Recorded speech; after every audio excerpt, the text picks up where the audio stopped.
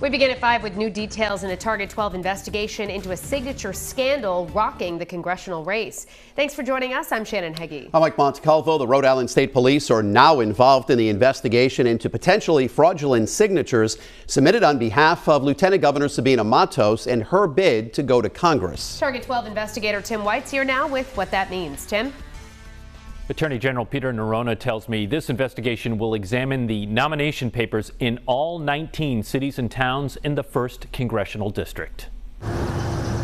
As Target 12 tracks down more and more people. So you never signed nomination papers for Sabina Matos? I've never signed nomination papers for anybody. Who say their signature was forged on nomination papers. Oh, that is a forged signature. The criminal investigation has expanded, with the Rhode Island State Police now involved in the probe, examining nomination papers submitted by a worker for the Sabina Matos campaign. Should people feel confident in the system? Yeah, I think they should. By and large, the system responded in this case. The signature scandal has fueled anxiety about the integrity of how candidates get on the ballot. Secretary of State Greg Amore says while some signatures were approved that likely should not have been, the matter was eventually flagged. Is the locals are doing their thing, in this case 19 cities and towns. The Board of Elections is doing their thing.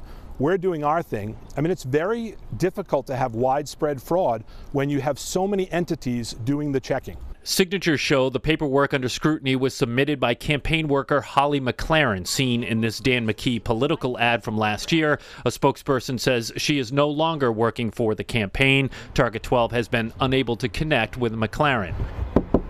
On one sheet she collected in Newport, Target 12 spotted the same name and address twice, but with different signatures. But should election officials look at that sheet and say, wait a minute, 2 names, 2 different signatures, this entire sheet should be under scrutiny? Yeah, well, I think there's something to be said about that, right? You're going to get a question if there's more than one issue on that sheet. But I think their job is to make sure that people who did sign are validated. Sabina Matos has not given an interview, rather talking through several statements saying today they were, quote, frustrated and angry about the situation. Amore's office says the Board of Elections will decide on the matter tomorrow at 2 p.m. With the Target 12 investigators, Tim White, 12 News. The Target 12 investigators have new details in a signature scandal swirling around the Sabina Matos campaign for Congress. I'm Shannon Heggie. I'm Mike Montecalvo. As we first reported, the Rhode Island State Police are now investigating after several signatures on the candidates' nomination papers are suspected of being forged. The Matos campaign says they are disappointed and angry to learn a campaign worker may have broken the rules. Target 12 investigator Tim White is here now with what he's learned. Tim? The Sabina Matos campaign has denied my multiple requests for a sit-down interview. Tomorrow is an important day in this matter, as the Board of Elections will likely decide on a challenge to her name being on the ballot.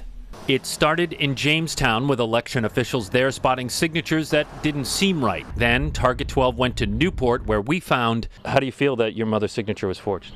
I'm really upset, and it's sad that it's happening. Multiple people who say, is that your signature? No, it is not my signature. Their signatures were forged. The revelation sparked a criminal investigation in those towns, and now the colonel of the state police confirms for Target 12 his agency is involved. Attorney General Peter Nerona says the probe will include all 19 cities and towns in the 1st Congressional District. Should people feel confident in the system?